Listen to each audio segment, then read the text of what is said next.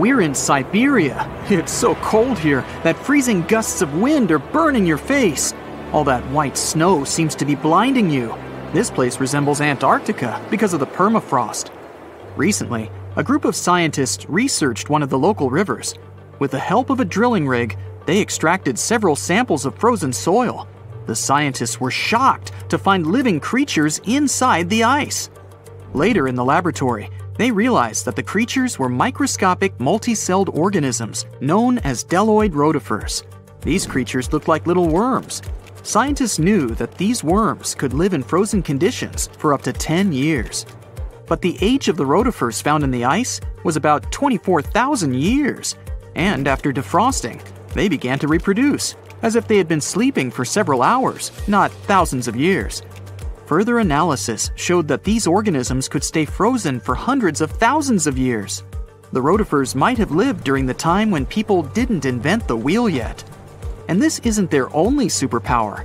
Bdelloid rotifers are among the most radioactively resistant animals on Earth. They can survive in places where there's no oxygen and water.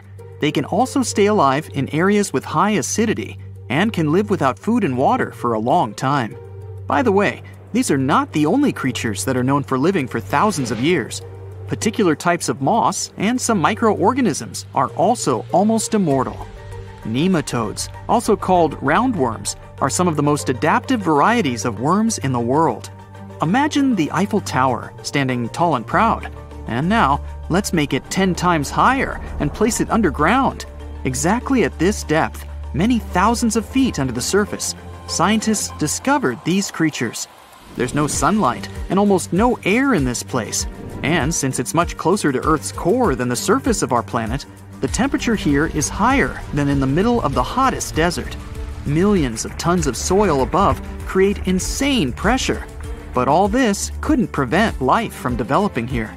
When roundworms run out of air, food, or when the temperature becomes too high, they get into a unique state of stasis, or deep hibernation.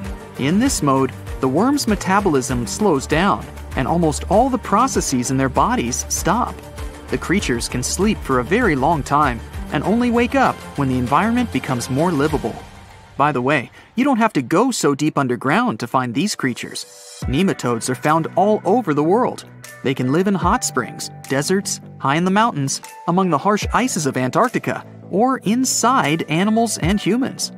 Our next invulnerable creatures are tardigrades, also known as water bears. These are microscopic, 8-legged invertebrates closely related to arthropods. It's impossible to see them with the unaided eye. But a conventional microscope will allow you to see tardigrades in detail. They look like minuscule bears. They're called water bears because they need a thin layer of water around their bodies at all times.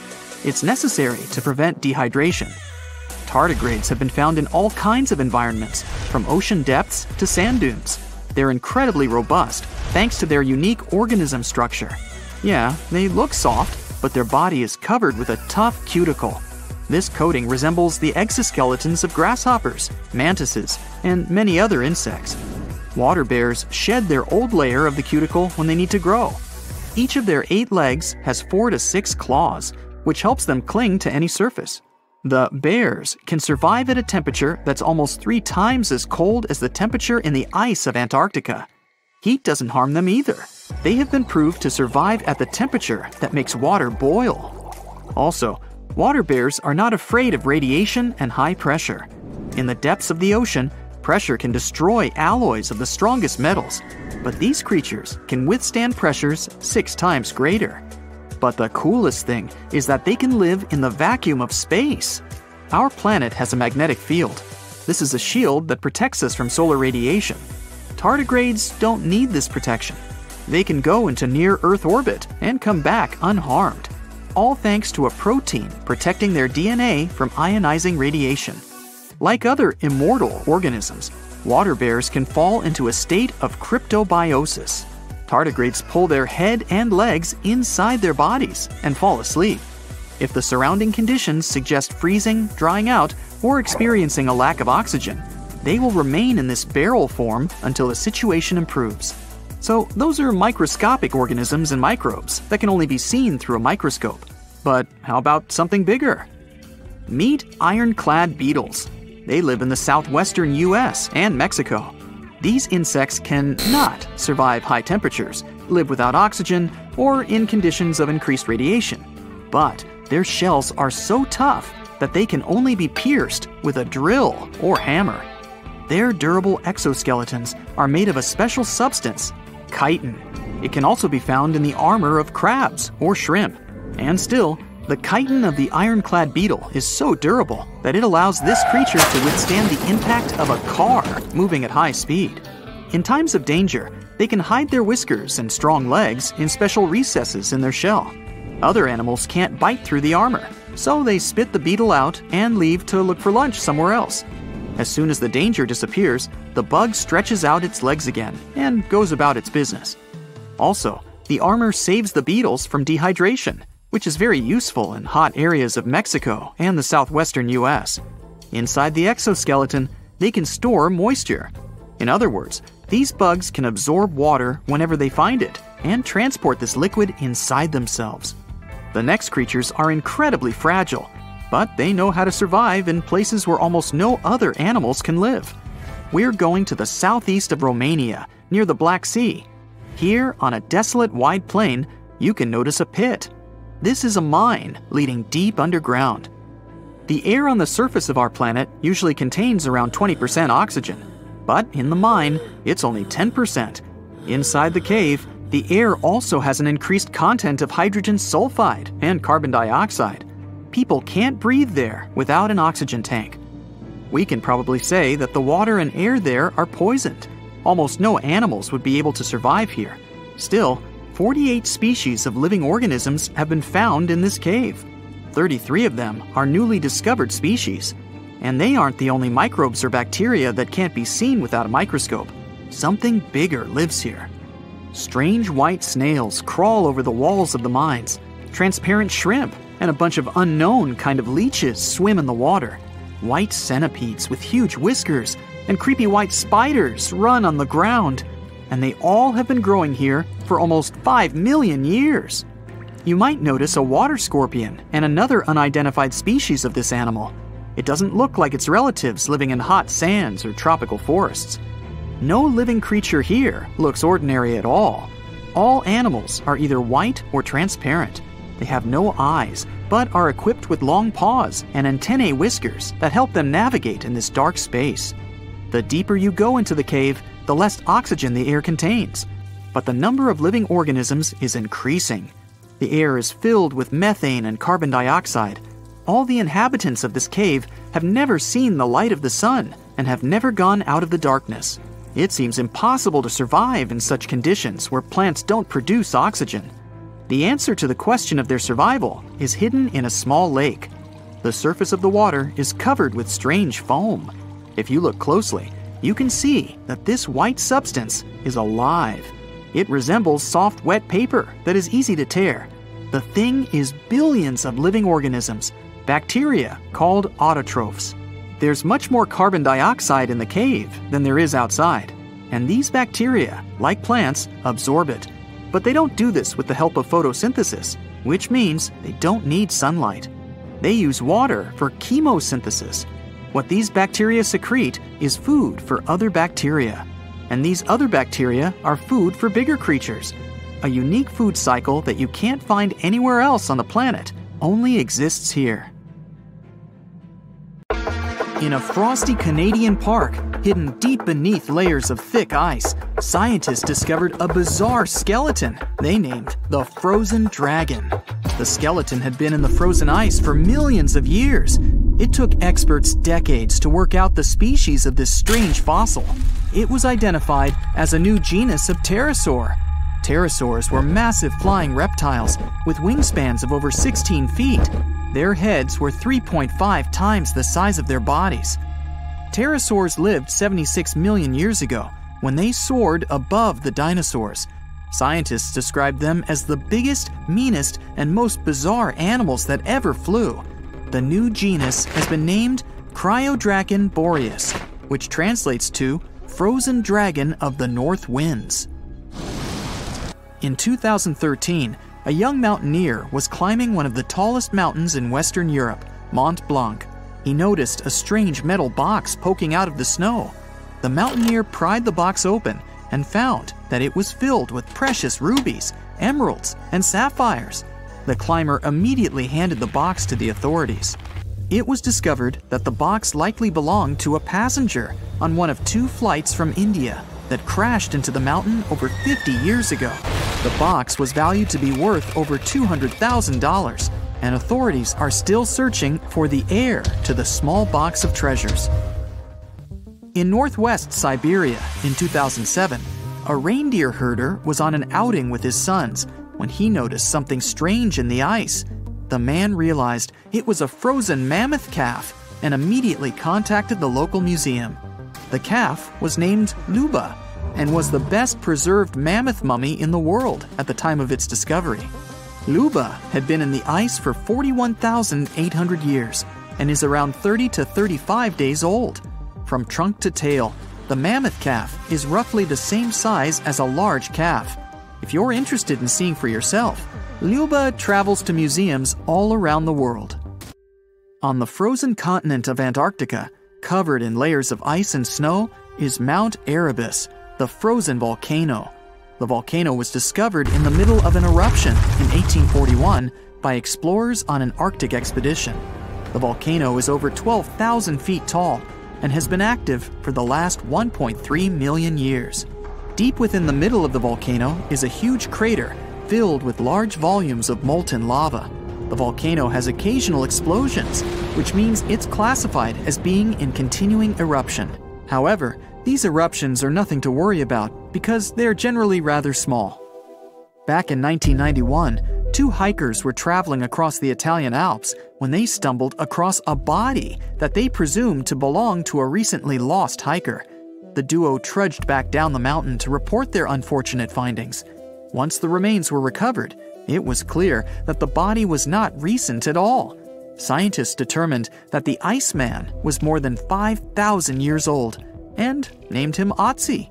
The discovery was unlike anything scientists had ever before seen because the body was so well preserved. For years, Otzi was studied by scientists who discovered that our ancestors have a lot more in common with us than we ever knew before. Otzi was covered in ink body art. Research done on the contents of his stomach revealed that his last meal was dry-cured meat, similar to the bacon we eat today. Otzi has at least 19 relatives living today, somewhere in Central Europe. Scientists were researching ancient squirrel burrows in Siberia when they came across something interesting. One of the squirrels had hidden away precious seeds deep beneath the ground. The seeds had been encased in ice for 32,000 years. The seeds were for the flower Silene stenophilia, which had long since gone extinct. Amazingly, scientists were able to recover plant tissue from inside the seeds and grow an entire crop of flowers. They've since reintroduced the previously extinct flower to natural habitats all across the world. In 1930, a team of Norwegian scientists sailed around the Arctic Ocean, conducting research on the seas and glaciers. They reached White Island, a dangerous and icy land no human had set foot on before, or so they thought. The scientists were shocked to discover the tip of a small boat sticking out of the snow. Frozen inside the boat, they found scientific equipment and various personal items, including a jacket monogrammed S.A. Undre. They had discovered the wreck of the famous Undre Arctic balloon expedition. In 1897, Swedish explorers, led by Undre, attempted to travel to the North Pole by hydrogen balloon. No one had ever heard from them ever again. People only found out what happened to them when the wreck was discovered 33 years later. It turns out that the balloon had crashed on White Island only 2 days after departing from Sweden. The explorers traveled along the island on a small makeshift boat, but were unable to make it any further. The best preserved woolly mammoth ever found was discovered in an area of permafrost in Siberia in 2010. Scientists named the frozen mammoth Yucca, after the small village near where it was found.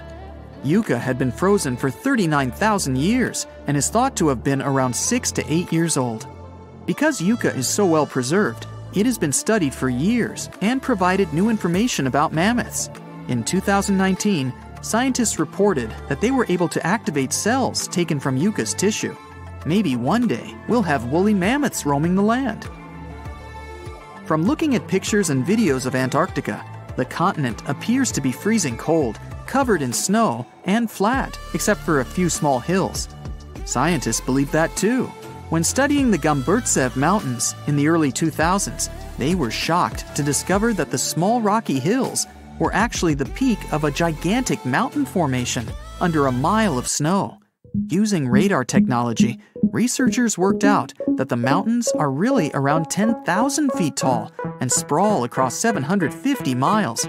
This is around the same size as the European Alps, except hidden under tons of ice and snow. At a gold mine in Siberia, a businessman was examining a nearby river when he noticed something interesting in the frost. It was a small woolly rhino calf that was later named Sasha. The woolly rhino has been extinct for 15,000 years. It's thought that Sasha could have been frozen in the ice for up to 39,000 years. Sasha is unique because it's the only full-body woolly rhino to have ever been discovered. Glaciers around the northern Italian town of Pelo have begun to melt. Artifacts from decades and even centuries ago have been discovered pouring out of the ice. Personal belongings from soldiers have been found, things like diaries, photographs, and even love letters. Historians have even uncovered an entire cabin preserved beneath the ice. The cabin was filled with hard metal helmets and clothes. In 1845, Sir John Franklin embarked on an ill-fated expedition to the North Pole. The crew traveled on two ships, HMS Erebus and the ironically named HMS Terror. The expedition met with disaster, and both ships were lost to the icy waters. In 2016, the HMS Terror was discovered by a team of researchers. Despite being lost for 170 years, the freezing cold waters had maintained the ship in pristine condition. Scientists describe the ship as frozen in time. Dinner plates and glasses were still on shelves, beds and desks were still in order, and even the passengers' luggage appeared to be in good condition. The HMS Erebus was also discovered nearby, but due to changing water conditions, the ship wasn't in great shape. The glacial ice surrounding a mountain passageway in Norway that was notoriously used by the Vikings has revealed hundreds of ancient artifacts. One of these artifacts was a giant unopened wooden box that was welded together. Researchers were beside themselves with anticipation, waiting to open this box. They believed it would be filled with Viking treasures or artifacts that would give us an insight into ancient society. When they opened the box, all that was inside was a plain old beeswax candle. It turns out that this box wasn't actually as old as they thought it was. By analyzing the candle, they discovered that the box dates back to the 17th century. The age of the Vikings had ended by the 11th century. It's likely that the candle box belonged to a farmer who was shipping it from his summer farm to his winter farm to light up the long nights. They look like they come from your worst nightmares. There's no evidence they exist, but all the scary stories about them still sometimes sound so real, passed down from generation to generation. Which one is your favorite? The first creature that probably comes to your mind is Bigfoot, a giant creature that reminds you of an ape and allegedly leaves extremely large footprints and other traces that make people in the area of the Pacific Northwest wonder if it's really there. It's so popular, other similar beasts got their own legends too. Like the Mogollon Monster, something people also call the Arizona Bigfoot. Reported along the Mogollon Rim, this mysterious creature is 7 feet tall and has big red eyes.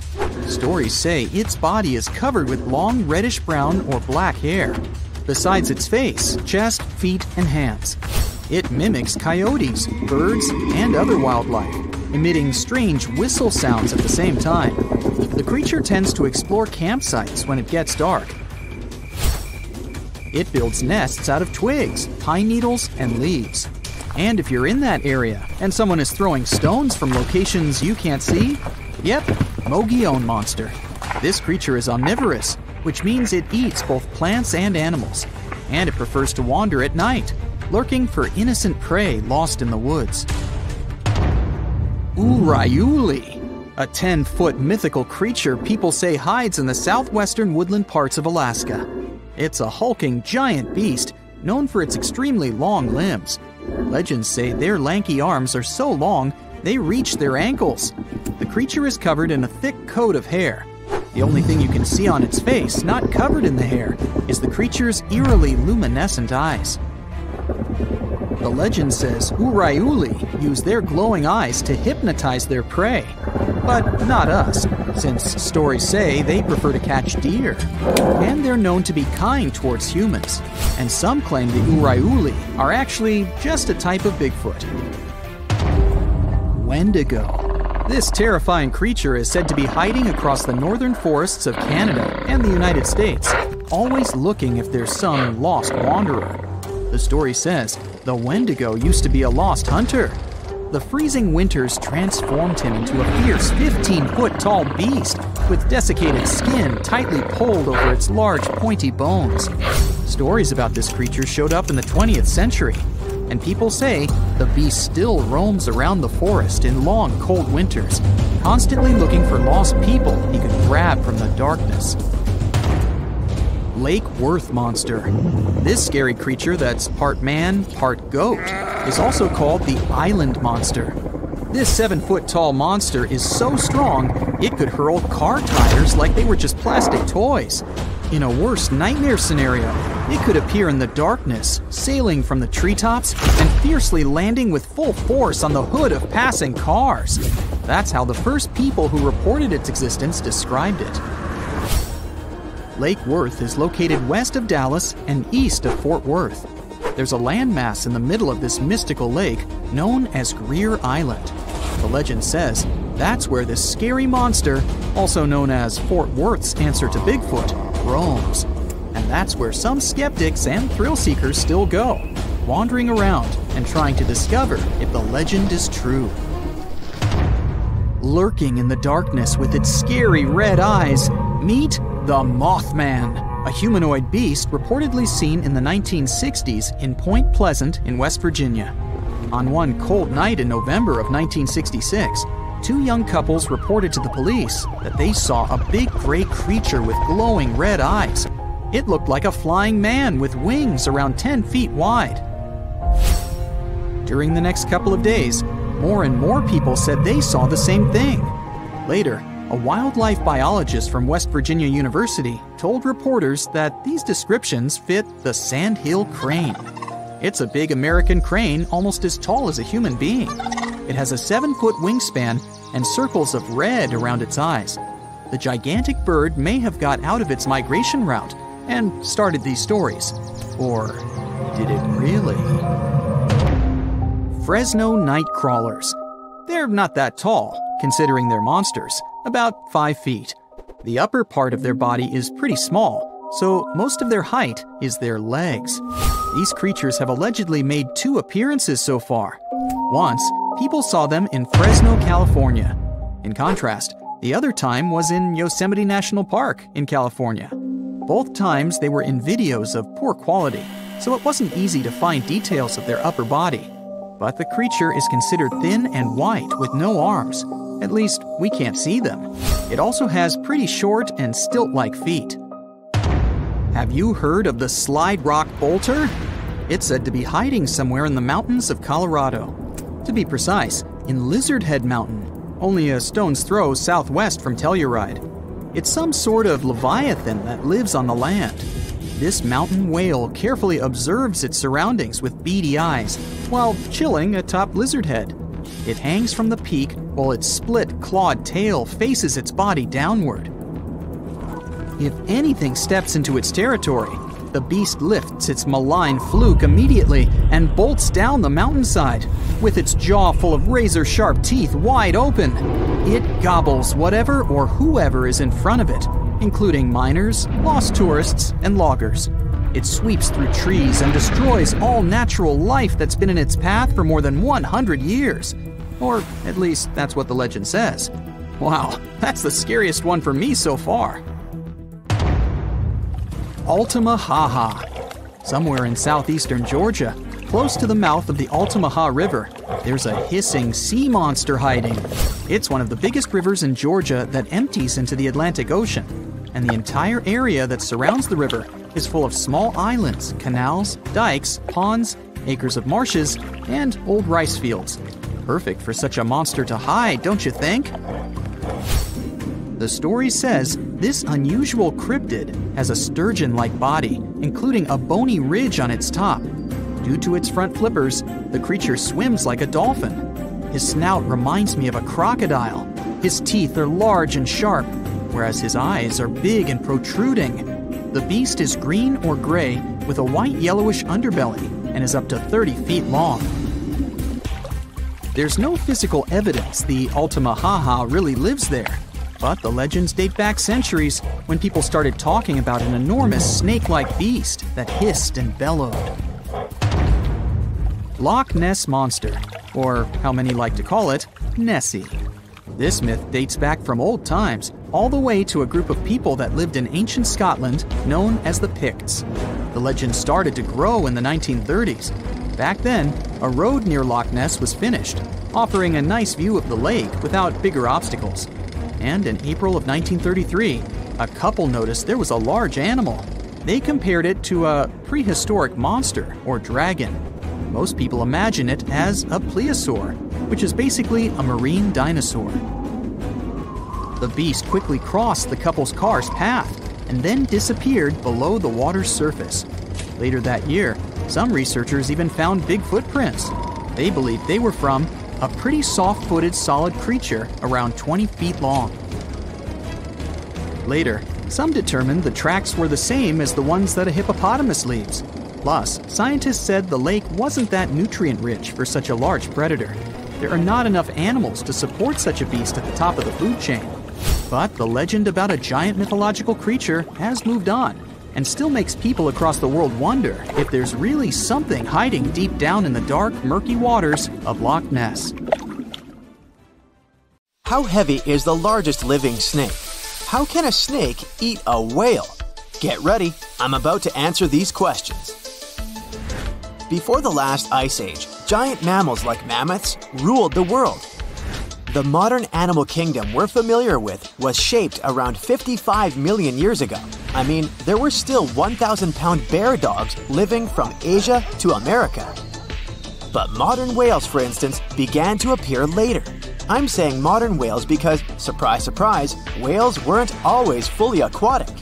The ancestors of the ocean's biggest animals once walked on dry land. They had 4 legs and lived on the coast. Now, I want to introduce you to a snake that used to eat these whales, the Paleophis, a genus of a marine snake. Scientists say it's hard to understand how big the Paleophis was due to its fragmentary fossil record. They assumed that it could have reached up to 40 feet long. Its fossils were found in different parts of the world, from England to Morocco and Virginia, USA. The Paleophis is extinct now, and sea snakes today are only about a quarter of the size this majestic creature used to be. So no need to worry about this underwater monster. But there once was an even bigger snake, the Titan boa. It was around 50 feet long and most likely weighed over a ton. It used to live in what is now known as northeastern Colombia, around 60 to 58 million years ago. Scientists say that it mostly fed on fish. Another giant animal that lived in the past was the black Gigantopithecus. These primates aren't related to gorillas. They lived in the area of modern China. Some people believe that they're still alive, but so far, no one has laid eyes on them.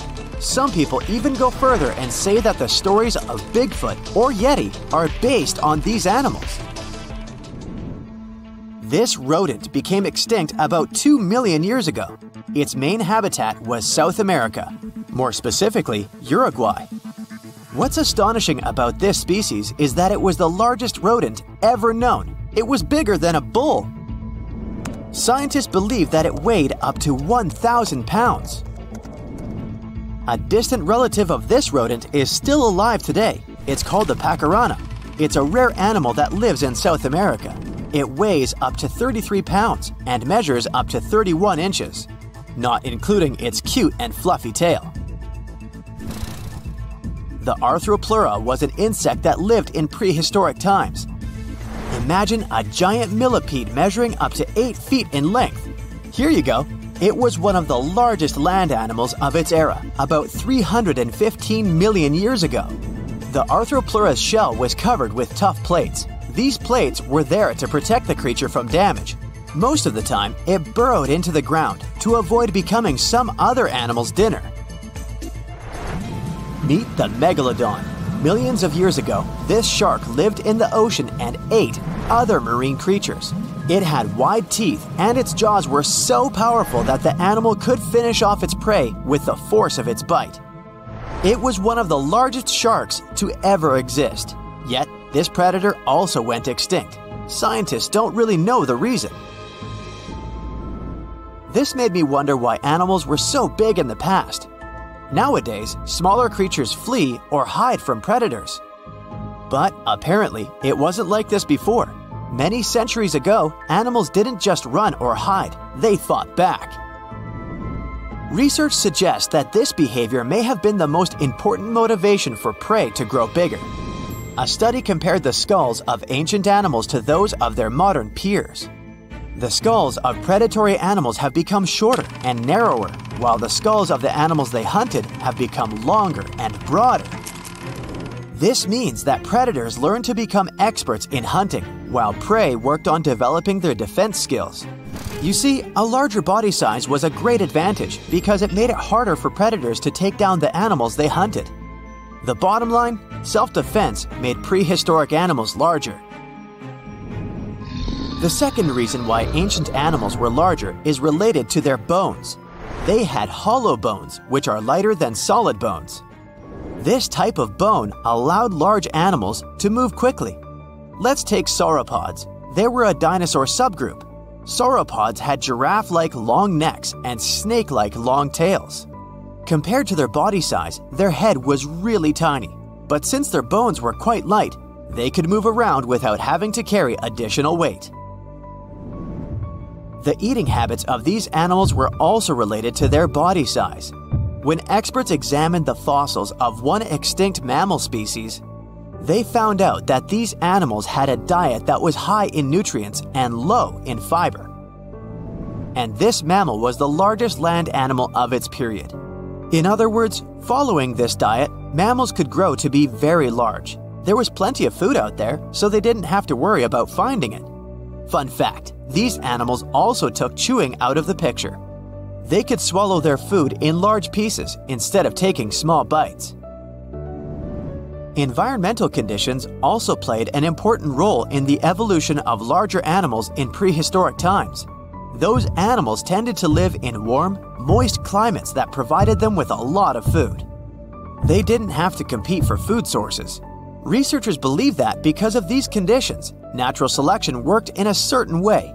I mean, body size was more important than such traits as agility and speed. Oh, and did you know that large animals tend to produce more carbon dioxide? And ultimately, a bigger volume of carbon dioxide increases the amount of vegetation in the animal's habitat. As for the abundance of oxygen in the atmosphere at that time, it could be another vital element for some animals' growth. A good but scary example of an animal that benefited from the high levels of oxygen can be the cockroach of the Paleozoic era. At that time, cockroaches were the size of modern house cats. Now this one would give me the chills if I ever faced it. Ugh. What about today? Well, there are over 3,000 species of snakes on Earth. The smallest snake in the world is the Barbados thread snake. It's only around 4 inches long when fully grown, and the largest one? It's the reticulated python. This snake reaches around 20 feet in length. The longest python was discovered in 1912. It measured 32 feet long. As for the largest and heaviest reticulated python, it was named Medusa. Medusa was approximately 25 feet long and weighed 350 pounds. These reptiles lived in Southeast Asia in rainforests, woodlands, and grasslands. Don't be confused though, the reticulated python isn't the heaviest snake in the world. This title belongs to the green anaconda. It weighs approximately 500 pounds. Green anacondas are found in South America and Trinidad in damp, humid areas. I have a bonus for you. Here is a flying snake. You can find these snakes in Southeast Asia. They don't fly like birds, of course, but they do use the power of flight. They can go as high as 300 feet. They leap from tree branches into the air. Once they take off, it's all about aerodynamics. Their main technique is flaring their ribs and pulling in their abdomens. While airborne, they undulate from one side to another and slightly up and down. This motion helps snakes to turn and glide. Why bother with all this if they can just crawl in an old-school way? Scientists aren't sure, but they believe it might be related to escaping from predators. This way, they move from one tree to another without having to get down to the ground. Every now and then, people discover fossils of animals that lived millions of years ago. These ancient discoveries continue to capture our imagination. Which of these animals would you like to see alive? Researchers have been waiting for this find for a long time. They came in all shapes and sizes. It would have been hard to distinguish them from dinosaurs. Most species weren't bigger than a mouse.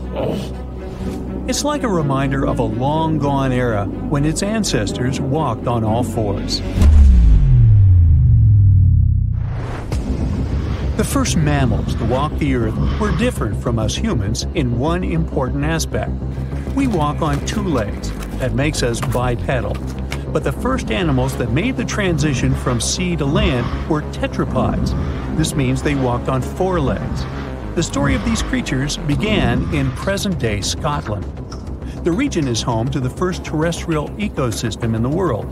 The rock here is made from silica. This material is the building block of glass. Hot volcanic springs formed these rocks more than 400 million years ago.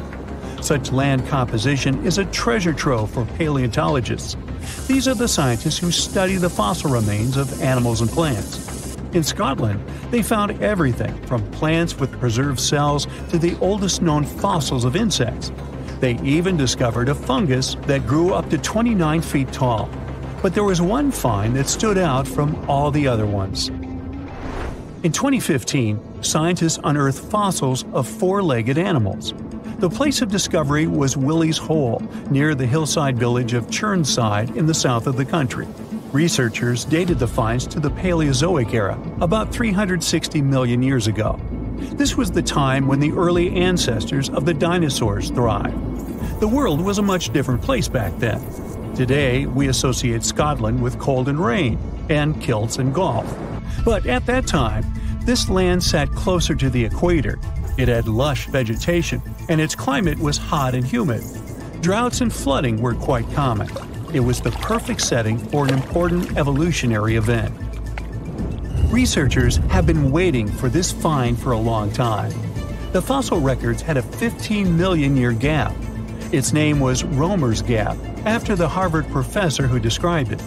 Science was missing fossil evidence of the animals that ventured onto land on all fours. The 5 fossil species they found in Scotland shed light on this mystery. The first tetrapods were divided into 2 large groups.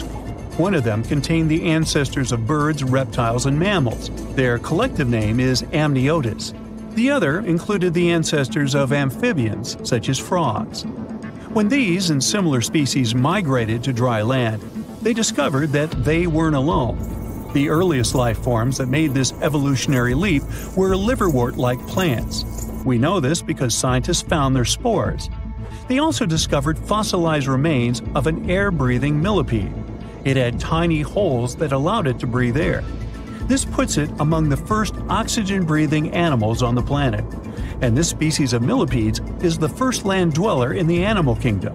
Today, the largest of such creatures is the African elephant. Scientists believe that one of the first 4-legged creatures to make it onto land was an amphibian ancestor. Its name was Ichthyostega. The first part of the animal's name translates from ancient Greek as fish. This reveals a lot about the way the creature moved. It dragged itself on the ground using only its front limbs that resembled fins. This is the way that mudskipper fish move on land today. This isn't how we imagine proper walking, but during the period our hero lived on Earth, it was the perfect way to get around. The climate had both extremely dry and wet periods. The ability to walk and swim at the same time was especially useful. The fossils from Scotland supported this claim. The fish-like animals scientists found had 4 slender limbs. This is the perfect equipment for life on land, not inside the ocean. There was further evidence. The fossils displayed well-developed lungs for breathing outside of water, but their legs were still too weak to completely lift the body off the ground. The tail section had to slither along the surface, similar to how a snake moves forward. This animal that resembled a modern-day salamander lived during the Paleozoic era. This was the time when 4-legged creatures developed a standard number of digits at the end of their hands and feet, 5 on each. We know them today as fingers. All species that had more than 5 fingers started slowly disappearing. These pteropods split into 2 groups. The first of them had to return to the sea to lay eggs. This group would later give rise to amphibians. The second kind of tetrapods is more interesting to human evolution. They're considered the ancestors of reptiles, dinosaurs, and mammals. The Permian period came at the end of the Paleozoic. By this time, all life forms on Earth inhabited the supercontinent of Pangaea. There were vast deserts far away from the oceans. The more important species that walked on all fours during this time were the synapsids. They came in all shapes and sizes, but the only subgroup of synapsids to survive into the Cenozoic were the mammals. Doesn't seem like much, but we exist today thanks to these ancient tetrapods. As a species, we have come far in the tree of life. A recent study revealed that the first life form to evolve was an ocean-drifting comb jelly. This came as a bit of a surprise. For a long time, researchers believed that the simple sponge was the oldest animal on the planet. After analyzing vast amounts of data, comb jelly came on top, or the bottom, depending on how you look at the tree of life. These ancient beings were squishy and had tentacles, but they weren't the true jellyfish like the ones we see today. The creatures lacked the bell-shaped body and stinging cells. Scientists cannot precisely date the species because they lack a fossil of the oldest comb jelly.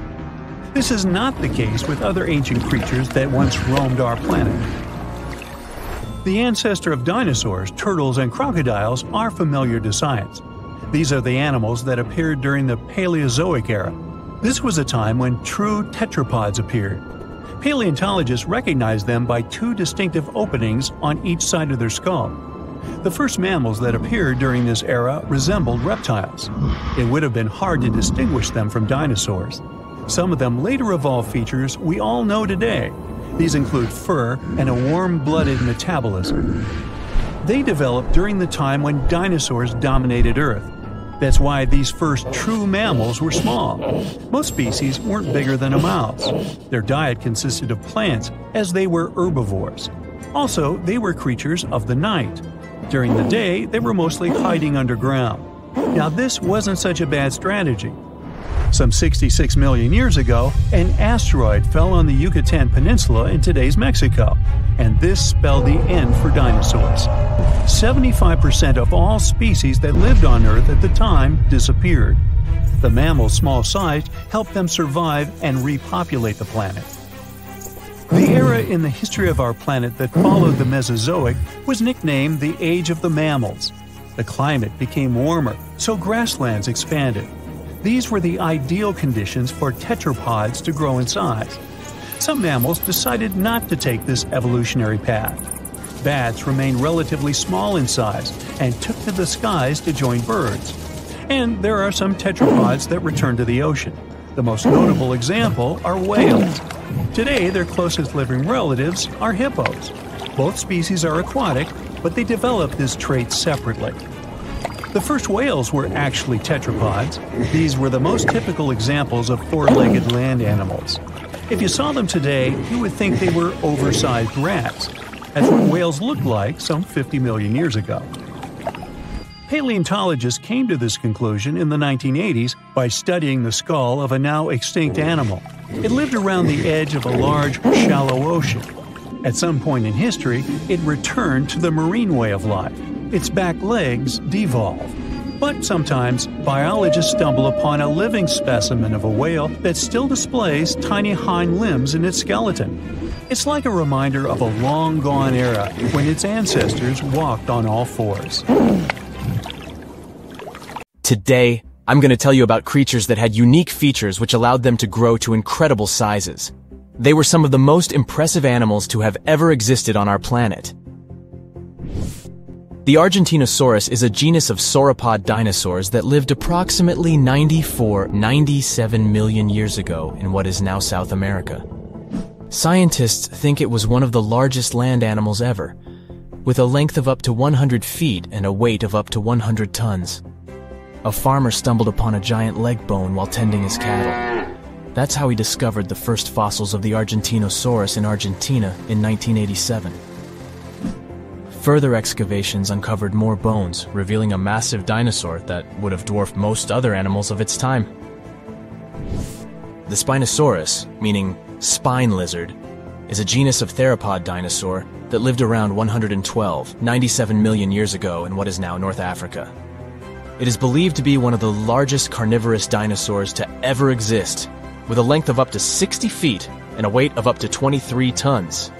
The Spinosaurus is known for its distinctive elongated sail-like structure on its back. It was likely used for thermoregulation. It also had long crocodile-like jaws that were lined with sharp teeth. This allowed the creature to catch and eat large prey, such as fish, crocodiles, and other dinosaurs. The first fossils of the Spinosaurus were discovered in Egypt in 1912. The sperm whale, Physeter macrocephalus, is a species of toothed whale that is the largest toothed predator on Earth.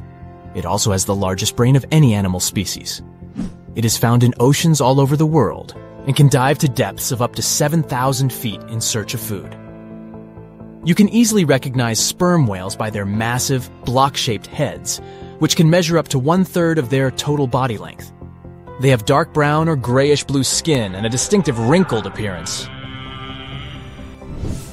The Titanoboa is an extinct genus of a giant snake that lived approximately 58 million years ago. It is considered to be the largest known snake ever. It could grow up to 42 feet and weighed around 2,500 pounds. The first fossils of the Titanoboa were discovered in a coal mine in Colombia in 2004.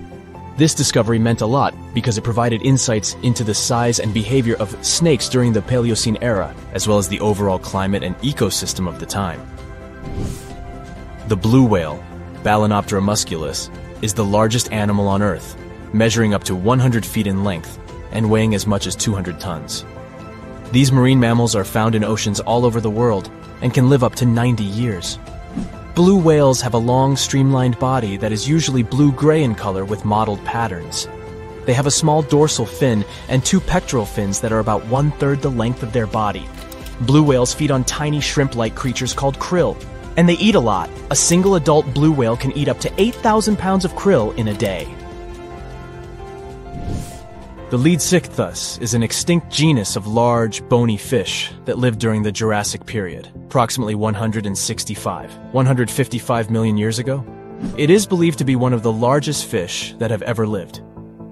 Some estimates suggest that it could grow up to 55 feet in length. The first fossils of Leadsichthus were discovered in England in the 19th century, and more recent discoveries have been made in other parts of Europe, South America, and Africa. Despite its enormous size, the Leadsichthus was a filter feeder, similar to modern-day whale sharks, and likely fed on plankton and other small organisms. The creature did it by simply swimming with its enormous mouth open, filtering water through its gills. The pterodostro is an extinct species of flamingo-like birds that lived approximately 35 million years ago. They were relatively small birds with a wingspan of about 2-3 feet. And they were known for their distinctive long, narrow beaks equipped with comb-like structures used for filter feeding. The pterodostro lived in shallow bodies of water, like lakes and lagoons, and mostly fed on small crustaceans and other tiny organisms. The animal filtered them from the water using the comb-like structures on the inside of its beak while swimming through the water. The African elephant is the largest land animal on Earth and one of the most recognizable ones. There are two species of the African elephant, the savanna elephant, Loxodonta africana, and the forest elephant, Loxodonta cyclotis. You can see them in various parts of sub-Saharan Africa. These creatures can be identified by their large size, gray skin, and long trunks. African elephants can grow up to 13 feet tall and weigh up to 14,000 pounds, depending on the species and gender. The legend goes that a dwarf named Fafnir was famous for his strength and courage. Because of his qualities, he was tasked with protecting their kingdom. Dwarves were known to gather a lot of wealth, so a bit of added security was a must. I mean, they lived in a house made from gold and precious gems. But Fafnir also had another special talent. He was able to shapeshift. Tricked by Loki, the Norse spirit of mischief, Fafnir was taken over by his greed and the shine of his father's treasure. He decided he did not want to share any of it, not even with his father or his brothers. He stole it and ran away all by himself to a place he'd be hard to find, the middle of the desert. To protect his wealth, Fafnir transformed into a huge dragon. His new appearance looked like a huge snake, powerful and scary. His magical powers did not end there, though. Because the dragon couldn't fly, he also spread poison all around his new home, so no one had a chance to survive if they wanted to take his gold away. Fafnir was soon defeated by a young hero named Sigurd. The legend of Fafnir tries to explain why family is more important than greed. It also shows the many magical powers dragons possess. But the most interesting part is that it's quite a good example of how dragons came to be in our tales. But hey, this is just one of the many stories mentioning dragons. Just switch on your TV or peek into any bookstore, and you'll surely stumble upon dragons somewhere. Variations of dragon-like creatures have been described in stories from all over the world, from Asia to Northern Europe. Most of these creatures are depicted with reptile-like bodies, wings, and claws. And the scariest trait of them all, they can breathe fire out of their mouths. The name of these creatures comes from the Latin word draconum, which translates to huge serpent. But let's take a trip down memory lane to see how it all started. An Asian historian, for example, discovered some fossils back in the 4th century BCE and decided that he'd stumbled upon dragons. It's easy to understand why he got so confused if you look at a fossilized stegosaurus. It was 30 feet long, 14 feet tall, and covered in armored plates and spikes. The Nile crocodile might have gotten mistaken for a dragon too. It still exists today and lives in sub-Saharan Africa. But it may have been more popular in ancient times. When reaching maturity, Nile crocodiles can grow up to 18 feet long. But that's not all. It can even walk with its body off the ground, and some were even pictured standing on their 2 back legs. Goannas are dragon-like lizards that live in Australia. Large as they are, they also have razor-sharp teeth and claws, and are also known to even produce venom. It's easy to see why goannas may be the source for the Australian version of dragons. When humans first discovered whale bones back in the day, we had no idea these animals lived in the sea. Given their size, we surely must have thought they were dangerous. And because we rarely see whales, if we don't go underwater of course, they were poorly understood and easily mistaken for dragons too. Probably the most interesting source of dragon mythology is actually the human brain. In a book called An Instinct for Dragons, there was a theory which claimed that dragons existed in almost all ancient cultures because we had evolved to fear large predators to survive. We aren't the only mammals to do this. Monkeys have an innate fear of snakes and large cats too, for example. When you combine these natural traits with folklore, you get a lot of dragon stories everywhere, adapted to each region. Reptilian beasts with magical powers date back as far as the origins of human civilization itself. I'm talking about ancient Mesopotamia. Humans back then used to believe in all sorts of creatures, but their head spirit was Marduk, the patron of the city of Babylon. If you look at the artwork from back then, Marduk was depicted with a snake-like dragon at his side. It could be either nice or vengeful, depending on what mood it was in. If you want to sign up to become a dragon, the first thing they'll ask you at the interview will be if you can breathe fire, of course. So scientists have tried to look into some ways that could make it real for dragons to breathe out fire without damaging their throats. To do that, they examined the bombardier beetle. This eccentric insect can pack up some really hot substances in its belly. Once the creature gets bothered by something, it shoots out a fiery load of chemicals.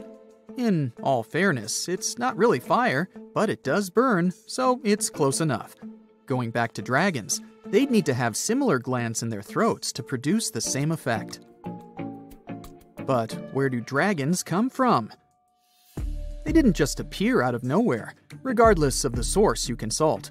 Some tales, like that of Fafnir, say that even humans can turn into dragons. But the most popular theory is that dragons start out as eggs. Some sources even draft a series of stages a dragon has to go through during its life. Everything starts with hatching. Dragons are said to eat their way out of those shells and break the sides of the egg. Then there's the wormling stage, which is what dragon specialists, or dragonologists if you like, call a newly hatched dragon. It's still small and weak, but don't worry, it can take care of itself pretty well. The rest of a dragon's life stages are pretty self-explanatory. There are grown-up dragons, then ancient ones. A dragon's life ends when it reaches the twilight stage. Some sources claim dragons never stopped growing. Others even say they never reach the end of their lives. They just pass on to another type of spiritual existence. Dragons are known to be the symbol of a lot of different things. But that all depends on their origin. In some regions of Asia, they are known to bring luck, power, and wealth. To become a powerful warrior in Britain, you'd need to first defeat a dragon. That's why you often see them on flags. The flag of Wales, for example, has a large red dragon on a green and white background. Western stories aren't as nice to dragons. They are often seen as evil and vengeful. Another myth associated with dragons is that they love gold and precious stones. This greedy side of their temperament seems to date back to ancient Greece, where dragons were tasked with guarding treasures. Some of these guarding dragons were seen in such tales as The Hobbit and in the Harry Potter series. As for dragons' magical abilities, they also vary a lot. Some were said to have blood with supernatural properties. Some were rumored to be able to speak. Others were famous for their wisdom. A lot of dragons in ancient literature could fly or shapeshift, even into humans. Some real-life creatures got their names thanks to bearing a resemblance to dragons, like the dragonfly that has more than 5,000 subspecies we know about. It got its name from folklore tales, as Europeans in the Middle Ages saw it as an evil insect. Dragonflies were accused of some really nasty things, like biting people's eyes and mouths. But the creature that resembles mythical dragons most is a reptile called the flying dragon. They're seen in wooded areas of Southeast Asia. They don't really have wings per se, but parts of their ribs are elongated to support some extra skin that allows them to leap through the air between trees. Those wings are also brightly colored and contrast with their brown bodies. There are plenty of fish in the sea. Some of them look totally like Nemo or Dory. Then there's the butterfly fish and fancy guppy, which is indeed really fancy. And then there's... what on earth is that? I would definitely not pay for a diving experience to see this guy. The anglerfish has the unofficial title of the ugliest animal in the world, but I wouldn't dare to break that news to it. There are more than 200 species of anglerfish currently swimming somewhere in the gloomy depths of the Atlantic and Antarctic Oceans, up to a mile below the surface. Some of them prefer different living conditions, the shallow tropical environments. Different kinds of anglerfish vary in shape and size, from the famous black sea devil to frogfish, monkfish, footballfish, goosefish, batfish, and sea toad. The larger ones can be half as long as a full-sized bed, but most are less than a foot long. Since the choice of meals where these guys live isn't that huge, they had to come up with a unique hunting strategy. They don't waste their priceless life energy on following prospective prey. Instead, they use a piece of dorsal spine that sticks above their mouths like a fishing pole, hence the name of the fish. There's a sac of bioluminescent bacteria that glows brightly in the dark at the end of that rod. The light lures prey, and all the anglerfish has to do is wait, and then enjoy its lunch delivered right to its mouth. Their bodies are pliable and huge, so they can easily swallow prey twice their size.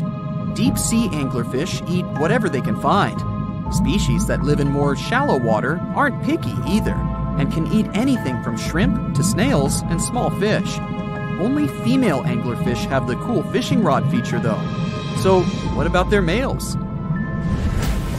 Finding a soulmate deep under the sea isn't that easy. I mean, literally, there's no light down there. Plus, there are frigid temperatures and low oxygen levels. Anglerfish can't afford to go on many dates in those conditions, so they mate for life. And before you go aw about it, I have to tell you, they do it in quite a special way. Male anglerfish are much smaller than their ladies. The contrast is so striking that when researchers first got interested in their love life, they thought those males were actually the offspring, or larvae, hanging out next to their moms. Certain anglerfish male species have receptors that alert them that there's a female nearby. After they mate, the male bites into his woman and stays attached to her head, belly, near her tail, and other areas he can access. While they morph together forever, the female fish gets the male's cells, DNA, and reproductive organs, but loses her immune response cells. The male gets free permanent housing and nutrition. Given the current real estate prices, it sounds like a dream. But that accommodation is shared by up to 8 males, and they can't move out if they ever feel like it. You're unlikely to meet this deep-sea fish in real life, but if you meet an anglerfish in your favorite video game, remember that you can easily outswim it and make it kinder to you with tranquilizing arrows. Once you befriend it, the anglerfish can be your scout and help you discover new areas with its bioluminescent pods. Back in the real world, down in the twilight zone of the ocean, about 650 to 3,300 feet down, the anglerfish isn't the only creature you're lucky you'll probably never meet. Many of the locals look like they come straight out of science fiction or horror movies, but that's because they had to adapt to this dark, deep world. I did my best to get you prepared for the creatures you're going to meet, starting with the common fangtooth. They spend most of their lives deep down, but at night, they move toward the surface to snack. These guys are more active than most other deep-sea dwellers. They don't wait for food to come their way, but actually follow it, and then get it with their long, hungry teeth. They don't have a built-in light bulb like the anglerfish, so they've developed a great sense of smell and use as much sunlight as they can get there in the depth to get around. Sometimes, even the shadow of a passing by prospective prey is enough for them to switch to action mode. And though they don't look too charming, they're completely harmless to humans if you ever run into one of these guys. Stoplight Loosejaw sounds like a great name for an alternative band, but it's actually another deep-sea resident with sneaky hunting habits. It has special light-producing photophores under each eye. They emit green and red light like a stoplight, hence the name of the fish. Unlike other fish, these guys hardly ever leave the twilight and midnight zones. Their lower jaw is a quarter of the total body length, and the stoplight keeps it open all the time, hoping to get some lunch. It looks like a ferocious predator, but mostly prefers zooplankton, with an occasional dessert of shrimp, krill, and fish. I'm sure you didn't expect to meet a hybrid of an eel and a bird, but here it is! The slender snipe eel has a beak. much like that of a bird, with curving tips. The beak is equipped with tiny hooked teeth that the eels use to catch the antennae of delicious shrimp. And it sure is slender, stretching up to 5 feet and weighing only a few ounces. Scientists don't know all of this guy's secrets, since it's pretty tricky to study in their natural habitat. But it looks like they only produce offspring once in a lifetime, and then pass away. Glass squids like to take it easy in life and literally go with the flow. They're filled with a solution which is lighter than water, so they don't have to make any effort to move around the deep sea looking for food and partners. These creatures are transparent, so they blend into any landscape and don't even cast a shadow while moving. Talk about a great survival tactic. If danger finds it anyway, it can transform into a lumpy ball, pushing its head and tentacles into its mantle cavity.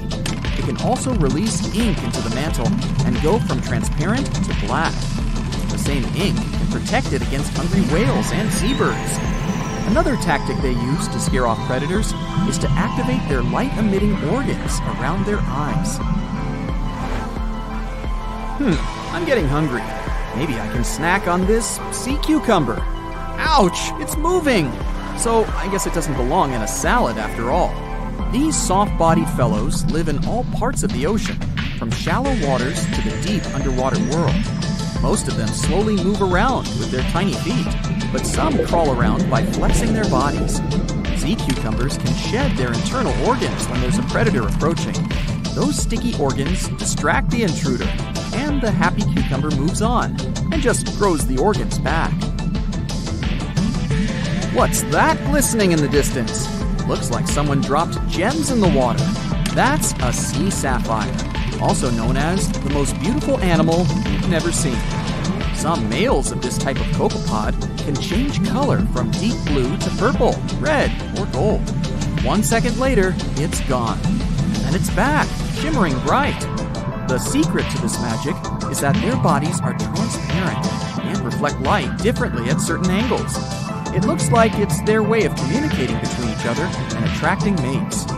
Female sea sapphires don't have the same superpower, but their eyes are bigger compared to males, probably to spot them from a distance. Males roam wild and free, and their ladies stay in the crystal palaces of strange barrel-shaped jellies called salps. Think you know what lurks in the depths of the ocean?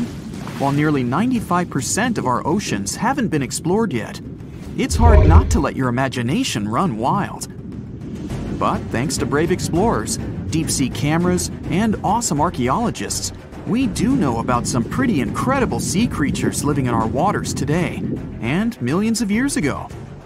From the 9-foot spider crab to the 60-foot prehistoric megalodon, these sea dwellers come in all shapes and sizes. But let's focus on sea creatures famous for their huge size. Can you guess which living species of whale is the largest? Well, it's not the orca, but that's a good guess. The orca is a toothed whale that can grow to anywhere from 23 feet to 32 feet, which is slightly smaller than a school bus. How about the narwhal? Nope, they're not the biggest either. These unicorns of the sea live mainly in Arctic waters and only grow 13 feet to 20 feet in length. And that's including their 9-foot tusk. Tired of guessing? Okay, I give in. The largest whale that still exists today is the blue whale. At a jaw-dropping 82 feet to 105 feet, the blue whale is not only the biggest whale we know of, but is currently the largest animal to have ever lived on Earth. Seriously. These animals are bigger than a T-Rex, and even the prehistoric megalodon. If you were to put a blue whale next to a school bus, it would look like it could swallow it. Think about that. According to National Geographic, a blue whale's tongue can weigh the same as an elephant. And their hearts can weigh as much as a car. That doesn't even sound possible. It's no wonder these giants need to eat about 4 tons of krill every day. While there aren't too many animals living today that can compete with the blue whale's epic proportions, there is an entirely different species that is a good contender, and it's not quite what you would expect. It's a jellyfish. No, I'm not talking about the little jellyfish that wash up on the shore and ruin a perfectly good day at the beach. I'm referring to the lion's mane jellyfish, the biggest jellyfish around. This invertebrate can grow up to 120 feet long. They also come in different gorgeous colors like red, purple, or even shades of orange. As if their length wasn't impressive, the lion's mane jellyfish boast a whopping 8 sets of 70 to 150 tentacles. That means they can have up to 1,200 in total. And here's the giant oceanic manta ray, the largest type of ray in the world. Their wingspan can be longer than a bus. These guys can reach 30 feet in length. They also have the biggest brain compared to body size among all fish. Unlike their stingray cousins, mantas don't have venomous tails. And while the lion's mane jellyfish and the blue whale are yet to be beaten for the longest sea creature, there is one marine creature that can grow even larger in length. The Portuguese Physalia physalis, tentacles and all, can reach a length of 165 feet long, and that's according to mentalfloss.com. While this thing may look a lot like a jellyfish, it's actually known as a siphonophore, and there are hundreds and sometimes thousands of them that are genetically identical. Their long tentacles help the organism catch prey, and its sting is fatal to most animals, even humans in some cases. What's even creepier is that if one of the tentacles comes off the organism for whatever reason, it can float around the water for days before decomposing. Even if it's detached, this tentacle can still sting you. But don't go running out of the ocean just yet. Your chances of being hurt by a Portuguese Physalia physalis sting are pretty slim. However, if you do get stung, the side effects aren't pretty, with welts, stomach cramps, an elevated heart rate, and an upset stomach. While you don't want to go anywhere near these long creatures, they sure are pretty to look at. Check out all those colors. The Shastosaurus is the biggest marine reptile that has ever existed. These predators lived during the late Triassic period, about 210 million years ago. These amazing giants could reach lengths of up to 69 feet and weighed more than 75 tons. This made the Shastosaurus as heavy as a blue whale. And if you could stand this creature up vertically, it'd be as tall as a 7-story building. Despite appearances, the Shastosaurus was actually pretty slim for its size. Its ribcage was only 6 feet across. You'd think that this big guy was chowing down on other dinosaurs, but that's not the case at all. This reptile survived on a diet that consisted of small fish and cephalopods, like octopuses and squids. The Albertonectes is a bright representative of the plesiosaur family, meaning that this marine reptile had a small head on an incredibly long neck and large flipper-like limbs that helped it move through the water. These creatures occupied the seas around North America 76 to 70 million years ago. The length of this sea monster could reach 38 feet, with its neck taking up 23 feet of that length. Its neck was a true record breaker. It had a whopping 76 bones in it. No other animal known to humankind has had so many vertebrae in its neck. Scientists aren't sure why they needed such a lengthy neck. They might have used it to collect shellfish off the seabed, or perhaps it helped them capture their main prey, fish and squids. This aquatic reptile also had gastroliths in its stomachs. Some of them were as big as 5.5 inches in diameter. The Tylosaurus belonged to the mosasaur family. It dominated the shallow seas of North America about 85 to 80 million years ago.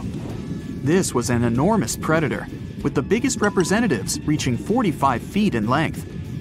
It had a narrow hydrodynamic body with a blunt, powerful head that the animal used to ram and stun its prey. Its body was equipped with agile flippers and a long tail decorated with a maneuverable fin. The Tylosaurus was a carnivore, and its diet included not only fish, turtles, and small sharks, but also other mosasaurs, plesiosaurs, and flightless birds. Meet Ophthalmosaurus. This prehistoric reptile thrived during the late Jurassic period and lived in oceans all over the world.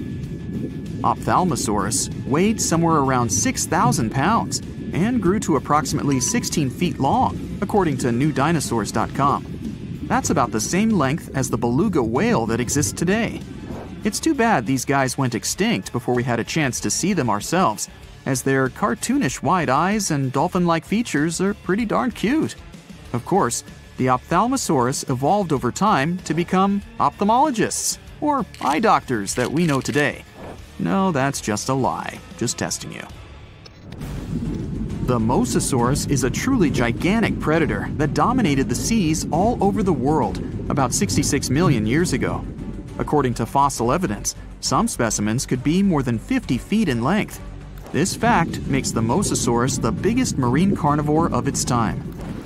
One of the most terrifying things about this creature was its crocodile-like head, decorated with literally hundreds of razor-sharp teeth, neatly organized in 2 rows on both jaws.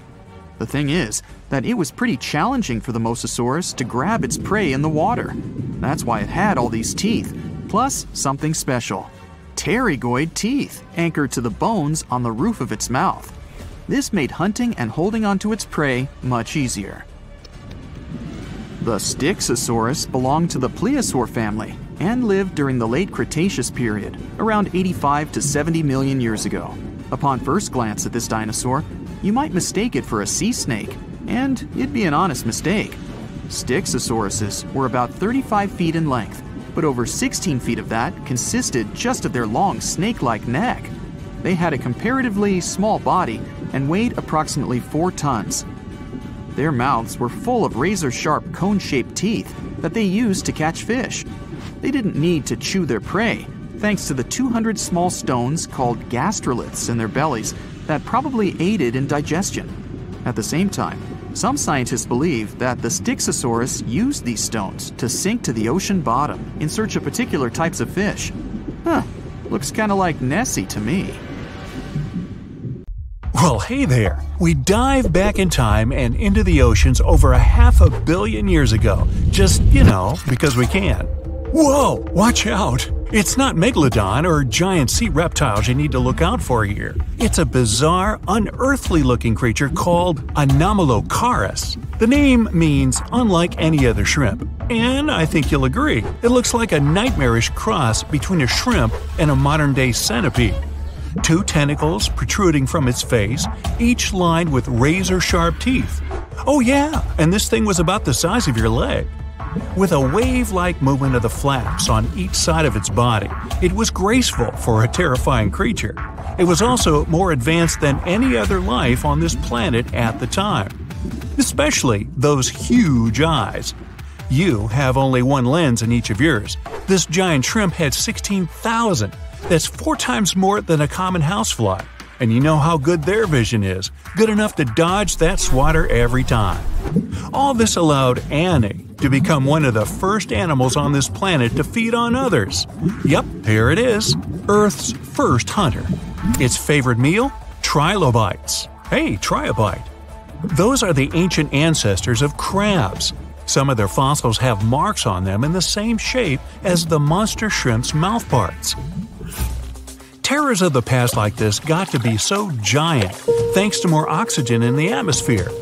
A perfect example of this, Meganeuropsis. Imagine a dragonfly. Now make it as big as a cat, and with a wingspan longer than your arm. Megan, the monster-sized dragonfly, could easily grab other insects or even small animals, and she ruled the air with quick movements. Back then, there were still no large birds or other airborne enemies for this behemoth bug, so it was safe and free to grow as large as this planet would allow. Piranhas of the past were also jumbo-sized. Mega piranha was about 3 times the size of the river terrors we have today. Its bite force was about the same as a tiger's, and those striped kitties bite down 2 times harder than lions. That means it probably not only dined on other fish and any land creatures that, got too close to the water, but it could also easily crunch down on large turtles and other unlucky shelled creatures. And fun fact, modern-day piranhas bark like dogs when they're about to enter a confrontation. It actually sounds more like a frog's ribbit. But makes you wonder, what did this mega-sized ancient cousin sound like? A bear roaring? How about giant sea scorpions the size of your bed? Go back about 460 million years, and you'd see them swimming under you. And watch out for that tail. Scientists still don't know if these creatures could use it to inject venom like your standard land scorpion, but something tells me I wouldn't want that thing anywhere near me. Then there's this guy, Therizinosaurus. Terry looks sort of like a goose with long arms. Oh, and did I mention this goose dino is about 2 stories tall and longer than a bus? Yow! Its arms make the T-Rexes look even more bite-sized, each 8 feet long, almost triple the length of T-Rexes. And on the end, razor-sharp claws the size of your whole arm. Now, don't worry about those lengthy claws too much, though. Terry probably used them to cut through giant termite nests.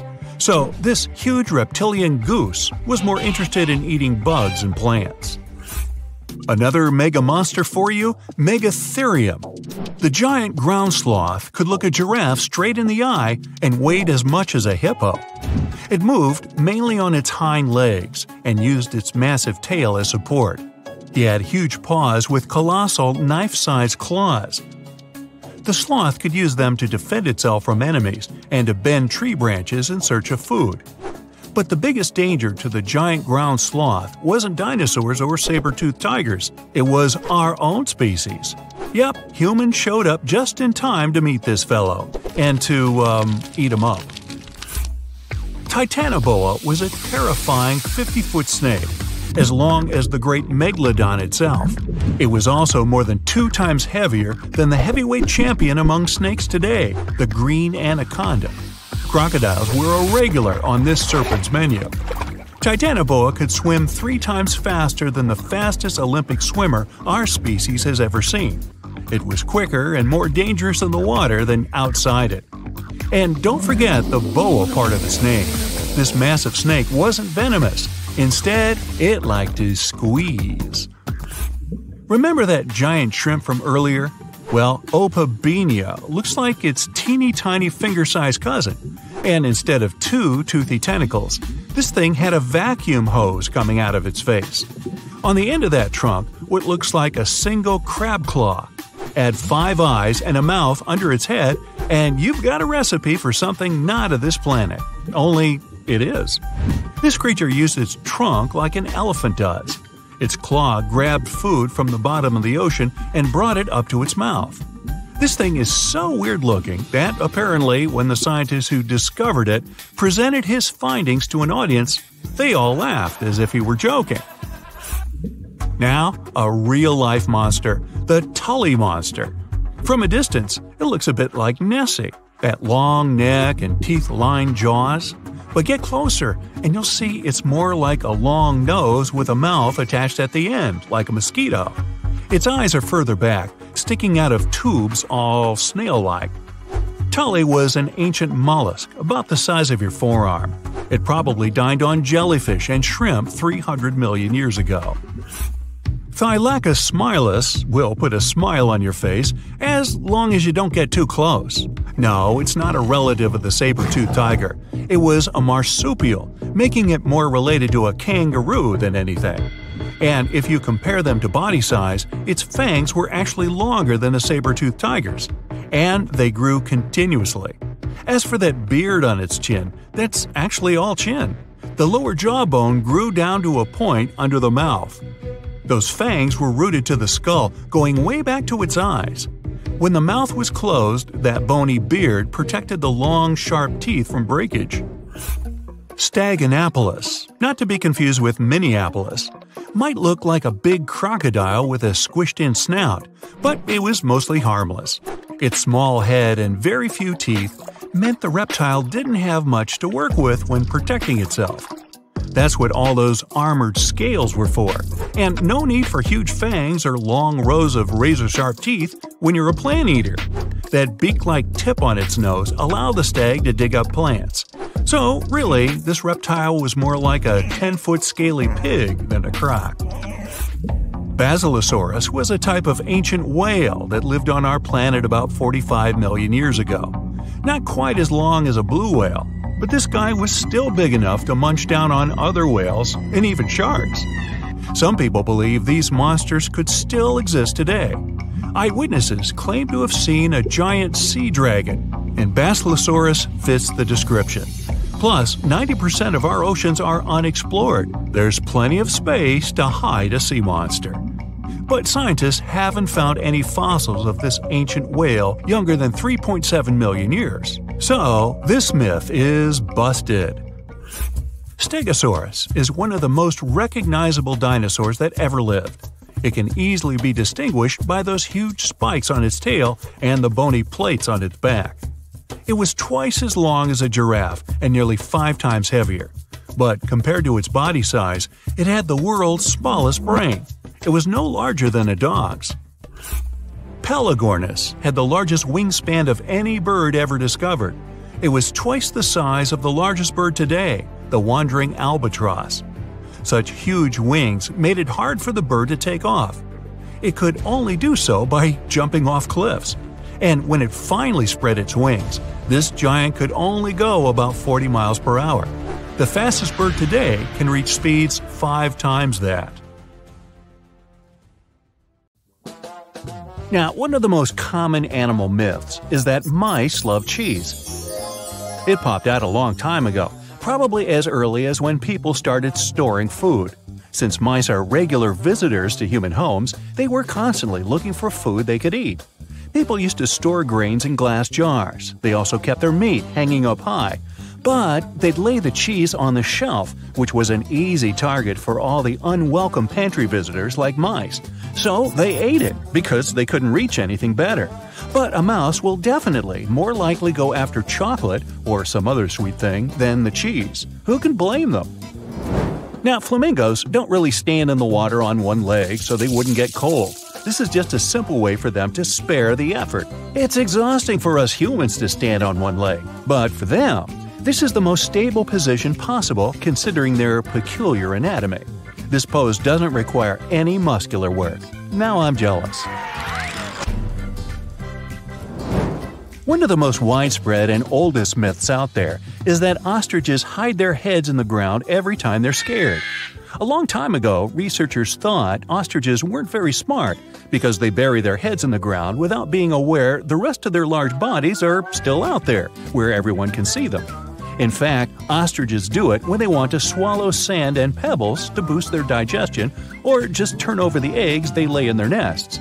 And even then, they technically don't bury their head, but put it near the ground. Otherwise, with its head in the sand, the poor thing wouldn't be able to breathe. No reason to think of an ostrich as a frightened bird. Like some other animals, it will flee if it senses there's a danger coming. And in some situations, it'll fight back and defend itself. And that's one angry bird. What do you think is the largest thing a blue whale can swallow? Well, we're talking about the biggest animal ever known to have lived on our planet. It can grow up to 100 feet long with a weight of 200 tons. Its heart is as big as a car, and its tongue can weigh as much as an average elephant. It's easy to imagine a blue whale swallowing cars, people, and even small ships, perhaps. But it's all wrong. The largest thing it can actually swallow is a grapefruit. Its throat can take the size of a small salad plate. Whales feed on small fish, plankton, and marine crustaceans, so they don't need a bigger throat. But we wouldn't be able to survive the juices inside a blue whale's stomach anyway. It would finish us within 15 seconds, similar to how long we'd last in space without a spacesuit. So don't try this. Camels don't store water in their humps. We're talking about animals with extraordinary resistance to some pretty extreme conditions. They can survive even when drinking water only every 8 to 10 days. But not because they have a secret stash on their back. It's because, when they have a chance to drink, they will swallow 50 gallons of water at one sitting. They mostly use it to replenish 30% of their total body weight, an amount they can lose by dehydration. So, they lose a lot of water but quickly regain it. Their humps are where they deposit fat, but it's not for producing water. The oxygen camels would need to inhale would cause them to lose too much water because it would evaporate through their lungs. That's why they use fat as a nutritional source for energy. This helps them survive in arid regions and times of scarcity. Now, it's a myth that anteaters vacuum ants using their noses. They don't go around looking for ants and hoovering them through their long snouts. Anteaters have very long tongues. Giant anteaters have tongues that go up to 2 feet long. It's the shape of a strand of spaghetti and covered in spiny hooks and sticky saliva that traps ants, up to 160 times in a minute, which means they eat up to 20,000 insects in a single day. That's a lot of bugs. They open anthills using their claws and then do the rest of the work with the tongue. They don't have teeth, so they only swallow all the insects they catch. Movies might have given you a false sense of security when it comes to dinos. Nope, standing very, very still couldn't save you from a raging T-Rex coming after you. It's a myth. The Dino King had bad vision. These beasts may have seen better than modern-day raptors. They had excellent depth perception, something present in today's animals such as eagles and hawks. Even if, by some miracle, the Dino King can't see you or thinks you're just a small tree or some other object because you're standing so still, they had a pretty good sense of smell. So, the better option would be to run because the T-Rex is not as fast as scientists used to think, up to 33 miles per hour. Considering their anatomy, they could move at a speed of 12 miles per hour. Anything faster than that would have caused serious bone damage. But this didn't stop them from ruling the animal world because there were plenty of dinosaurs way slower than them, so they didn't have to worry about food.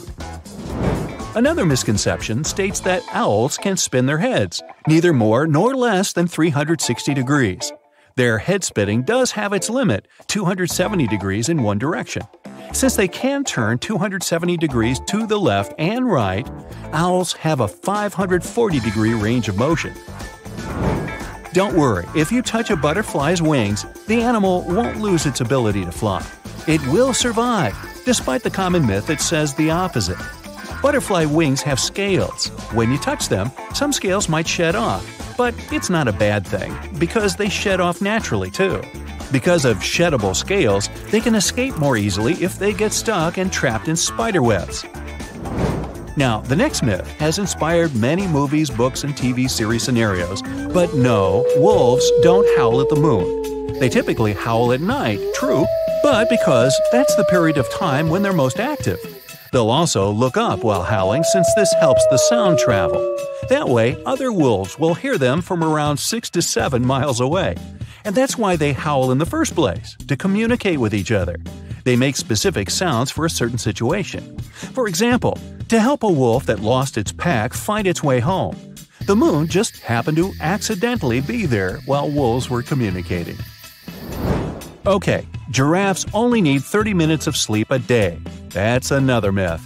They sleep about 4.5 hours daily. It's not that unusual for animal species that are most active during daylight.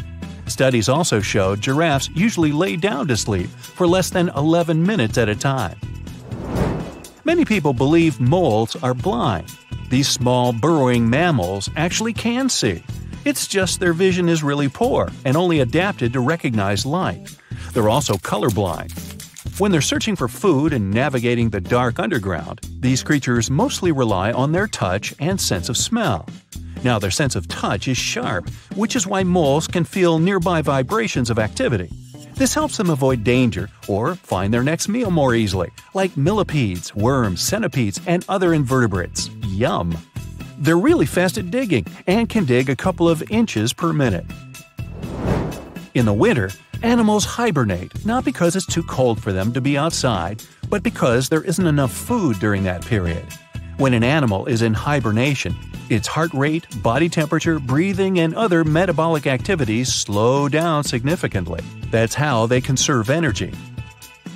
Chipmunks, bats, turtles, snakes, they all hibernate during the winter, which saves them energy for other seasons when they get more active and are capable of getting more food.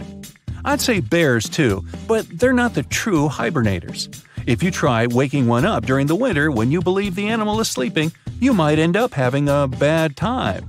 Now, they do slow down, which means they sleep for extended periods of time. They're still not asleep for the entire winter season, and you can easily wake them during their sleep, so let's not. Now, don't believe myths. Earwigs won't lay eggs in your ears. Yup, despite their name, they're not that interested in your ears. Well, at least there's no evidence they'd want to go there. They prefer to spend their time in dark, moist places, such as under tree bark or in soil. So, your ears are off the hook. Octopuses have 3 hearts. 2 of them pump blood to the gills, while the bigger heart circulates blood to the rest of their body. They also have 9 brains. There's the large central one, but also each of their 8 arms has a mini brain of its own, which is why they can act independently. Since each arm has its own brain, the central brain only needs to send a higher level signal to the arm. Things like, move to that nearby crevice, there might be a crab hiding inside. In the case of humans, the brain would guide and take control of each movement of our legs and arms. And with an octopus, arms act almost independently on their way to the crevice.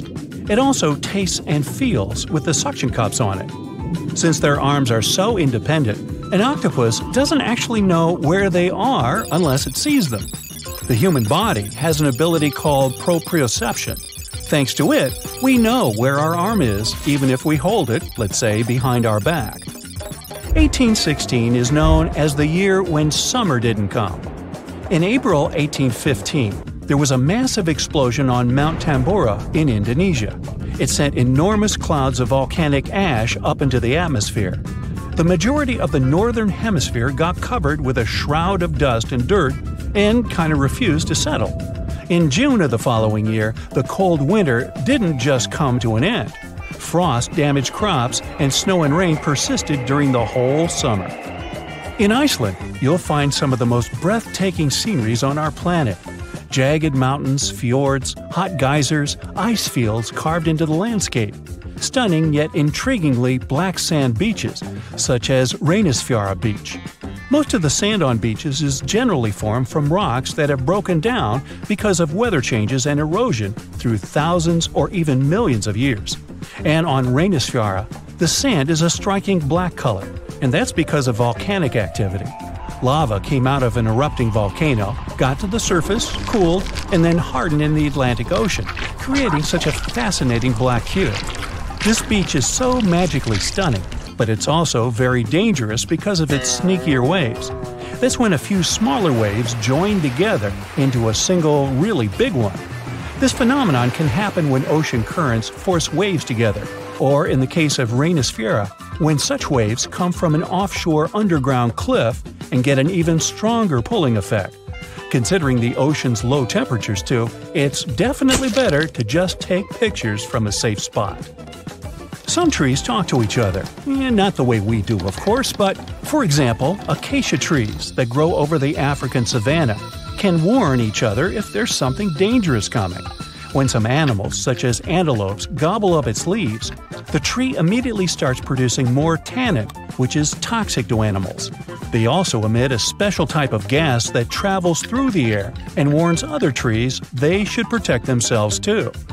You're stargazing, such a chill night, and then a flash of bright light streaks through the night sky.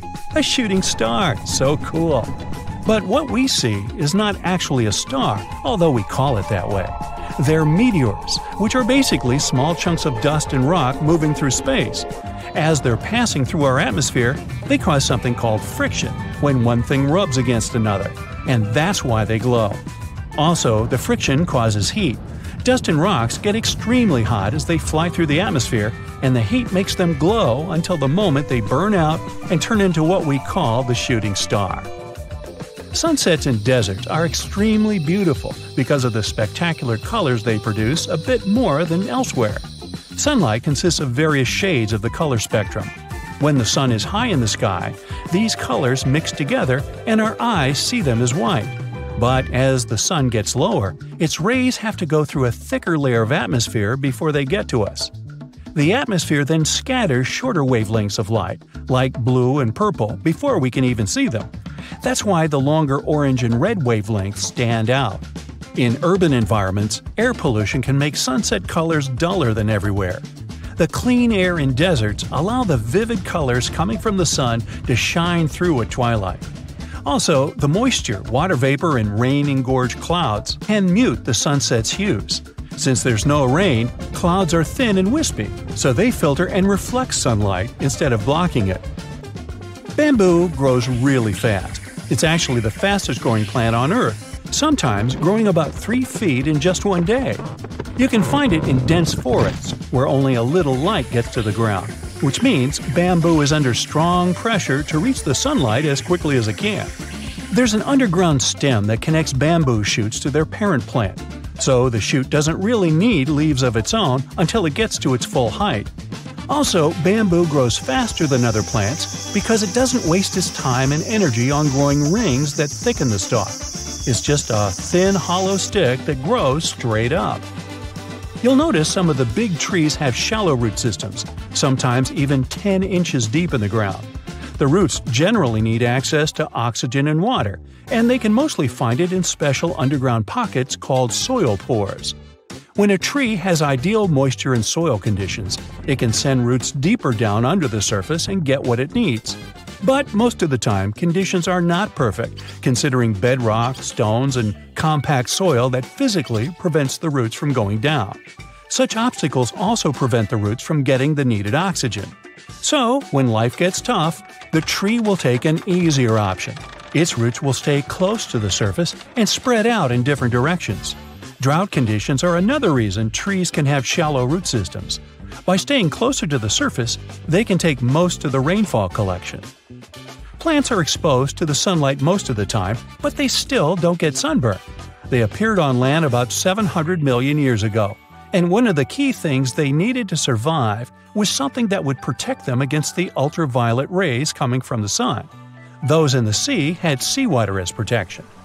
UV radiation is mostly responsible for sunburn, so land plants developed a special protein that detects it. This protein sends signals to the cells to protect the plant from the damage and effects of UV radiation. Basically, it's like they produce their own natural sunscreen, but this still doesn't mean they're 100% protected. You know that common belief that if you water plants in the midday sunshine, this can cause their sunburn? Some think droplets of water act as tiny lenses and then focus the sunlight onto the leaf surface. But they're not strong enough to actually focus sunlight from a water droplet onto the surface of a leaf. It's just that their natural sunscreen doesn't mean total protection. Too much exposure to UV radiation damages cells in the leaves and bark of the majority of plants. Earth's core is as hot as the surface of the sun. You'd think it could easily melt our entire planet, especially since the core is only 1,800 miles away from the surface. If the sun were so close, we'd be like French fries. But we're alive because the center of the sun is surrounded by a mantle of rock that's mostly solid. The crust we walk on actually floats on that mantle and protects us. If the sun was close, we'd only have empty space to protect us, and you and I wouldn't be talking. Also, to melt the entire planet, you'd need way more energy than the heat in its core. So there.